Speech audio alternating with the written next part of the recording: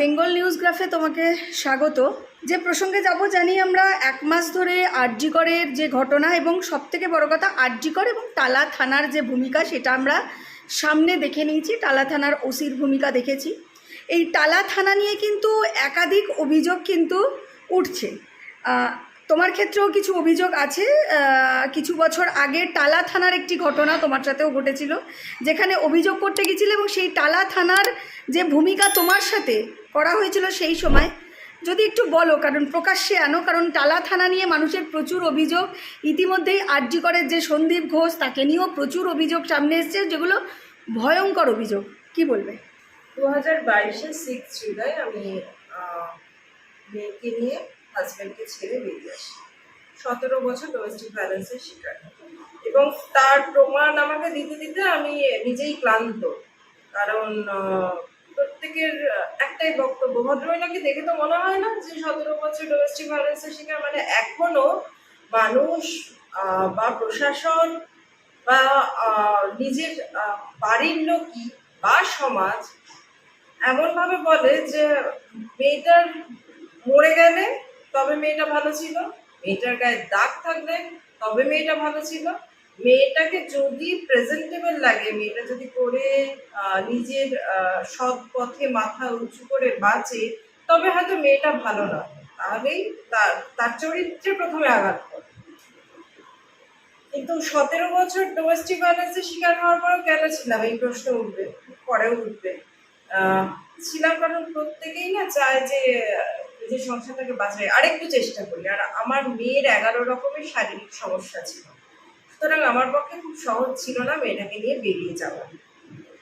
কিন্তু মেয়েকেই যখন বাবা মলেস্ট করে 14 বছর বয়স থেকে, এবং মেয়ে সেটা বলার সাহস পায় না, কারণ মা যদি প্রতিবাদ করে বাবা তাহলে মাকে ধরে মারবে, এবং এই মারের ঘটনার প্রত্যক্ষদর্শী কিন্তু অনেকেই আছে, যেটা নিশ্চয়ই পুলিশ ইনভেস্টিগেট করেছেন, যার জন্য তার এগেনস্টে কেস ছিল এবং তিনি বেলে ছিলেন। কিন্তু যেটা হয় 2006-এ যখন আমি বেরোই, 2006-এ বেরোনোর পরে আমার অ্যাডভোকেট ছিলেন সুতপা দত্ত, হাইকোর্টের অ্যাডভোকেট ছিলেন। ওনার সঙ্গে যখন আমি টালা থানায় যাই, তখন প্রথম দিনই আমি যে কমপ্লেন লেটারটা দিই সেটা অ্যাকিউজডের কাছে পৌঁছে যায়। সেটাই মানে অবাক করা ঘটনা, কারণ সে বিভিন্ন লোকজন মারফত জানিয়ে দেয় যে আমি কি কি তার এগেনস্টে বলেছি ওখানে, বা কি কি অ্যালিগেশন আছে, সেটা জানানোর কথাই না, সেটা ভীষণ কনফিডেন্সিয়াল একটা ব্যাপার। আচ্ছা, ওই জন্যই হয়তো পুলিশ বলতে পারে যে যা দেখি তোর কোন বাবা এফআইআর নেয়, আমি মারতে মারতে তোকে পুলিশ কোয়ার্টারের মাঝখানে নিয়ে যাবো, দেখি তোকে কে বাঁচায়।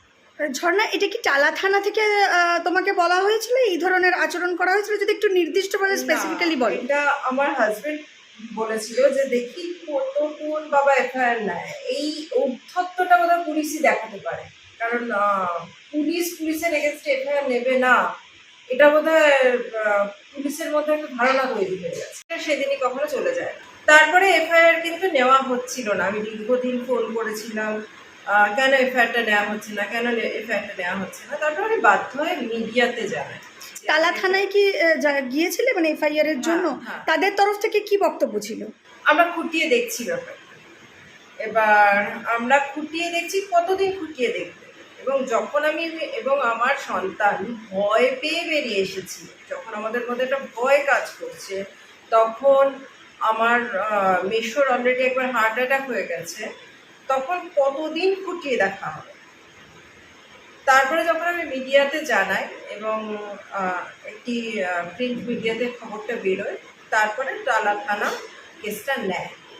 কেসটা নেওয়ার পরে যেগুলো আমাকে প্রশ্ন করা হয় সেটা হচ্ছে যে আপনার গায়ে দাগ আছে, আপনি যে নারী নির্যাতনের শিকার, মানে মনের দাগটা, প্রেসক্রিপশানটা, বা 17 বছর কেউ দাগ দিয়ে ঘুরে না, দাগ মিটিয়ে যায়, কিন্তু ইনভেস্টিগেশন করার দায়িত্ব থানার পুলিশের। যে আমি যখন স্পেসিফিকভাবে বলে দিচ্ছি যে এখানে এখানে আমার ওপর অত্যাচার করা হয়েছে, এই এই জায়গাগুলো, সেখানে গিয়ে ইনভেস্টিগেট করার দায়িত্ব কার? তাহলে যে অলরেডি ভয় পেয়ে আছে, যে তার মেয়েকে নিয়ে গেছে তাকে এই ধরনের প্রশ্ন করাটা কি আদৌ সমীচীন?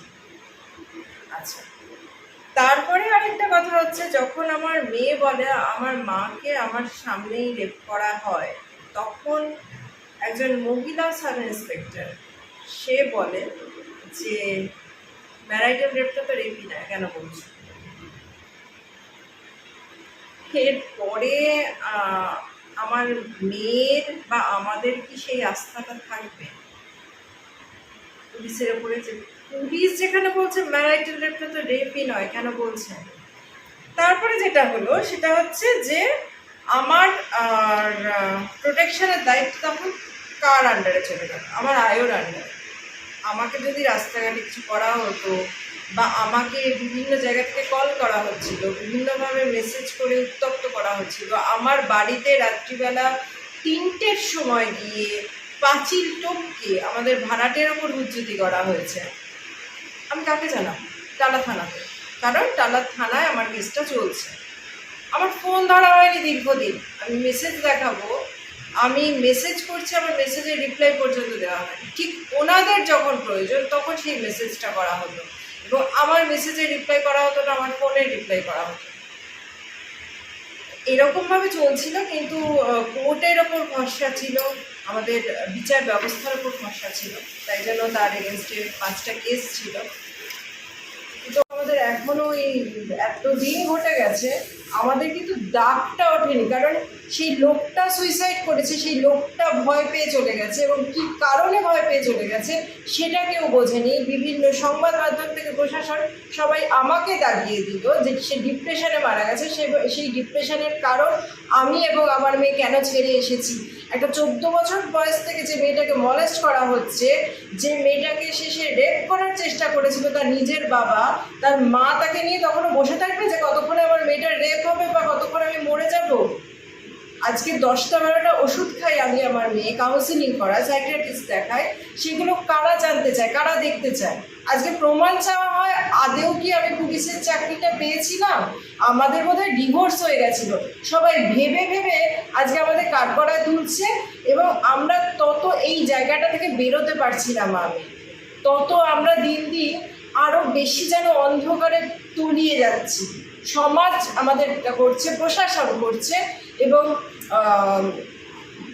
পুরো পুরো সোসাইটি যেন আমাদেরকে টেনে নামিয়ে দিচ্ছে। ঘটনা বিষয়টা হচ্ছে অভিযোগ আপনার তোমার হাজব্যান্ডকে নিয়ে, এবং তিনিও পুলিশ কর্তা ছিলেন, মানে পুলিশে কর্মরত ছিলেন, এবং তার সুইসাইড হওয়ার পর, সুইসাইড যেভাবেই তার মৃত্যু ঘটুক না কেন, তার মৃত্যু হওয়ার পর কিন্তু সেই আরজিকরেই নিয়ে যাওয়া হয়েছিল। সেইখানেও বিভিন্ন রকমভাবে তার সম্মুখীন হও। যদি একটু বলো যে কী ঘটনাটি ঘটেছিল।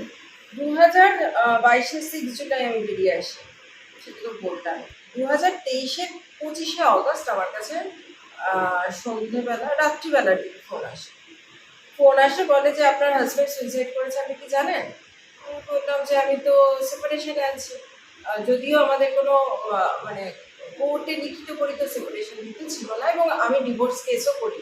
যদিও বলা হয়েছে বিভিন্ন মিডিয়া থেকে এবং লালবাজার থেকে এটাও বলা হয়েছে যে আমি নাকি অ্যালুমিনি নিয়েছি। তাই আমার কাছে কোনো তথ্য প্রমাণ নেই, সবটাই শোনা কথা। কিভাবে আমাকে মানে আরও দমিয়ে দেওয়া যায়, আমার মুখকে আরও বন্ধ করা যায়, এটা বোধ হয় এটার একটা প্রচেষ্টা। তা যখন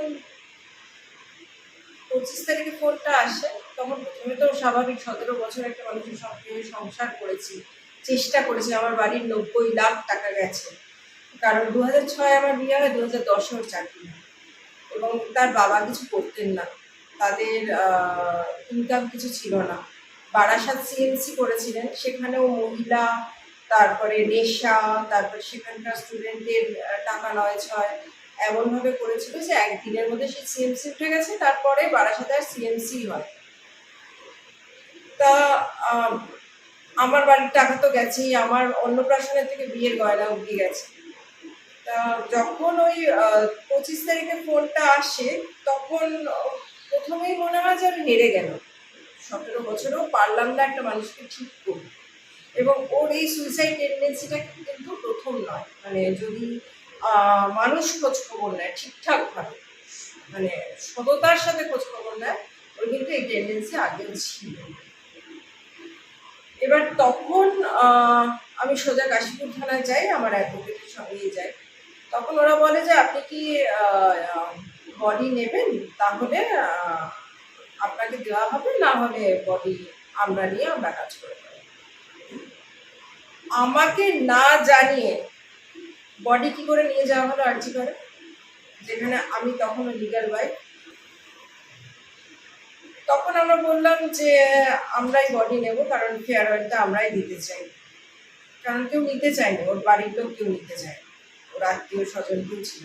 সেই দিনও আমি আর আমার মেয়েই ছিলাম যারা এত দোষী। তারপরে 26 তারিখে আমরা যাই, এবং 26 তারিখে যাওয়ার পরে ওখানে আমরা বাইরে দাঁড়িয়েছিলাম এবং আমাকে দিয়ে একটা কাগজে সই করানো হলো। তারপরে গ্রিন করিডোর করে দেওয়া হলো, নিমতলা ঘাটে নিয়ে যাওয়া হলো, সঙ্গে সঙ্গে মেয়ে মুখাগ্নি করলো, পুড়িয়ে দেওয়া হলো। এই যে ডেথ সার্টিফিকেট দেখছো, এখানে লেখা আছে 25 তারিখে উনি মারা গেছে। আদৌ কবে মারা গেছে কেউ জানে না, বডি ডিকম্পোজড হয়ে গেছিল।